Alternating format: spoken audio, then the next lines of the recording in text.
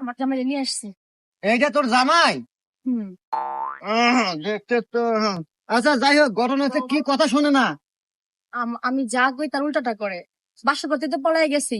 আমি পানি দিলে খায় না, খাবার দিলে খায় না, খালি বাইরে দৌড়ায়, মানে আমার কথা শুনিই না। কোনো সমস্যা নাই, কোনো সমস্যা নাই, সব সমস্যার সমাধান টিঙ্কু বাবা করে। দাঁড়া, আমি একটা মন্তব্য করে দিচ্ছি, তারপরে তোর কথা মতো উঠবে এবং বসবে, সমাধান করবে টিঙ্কু বাবা।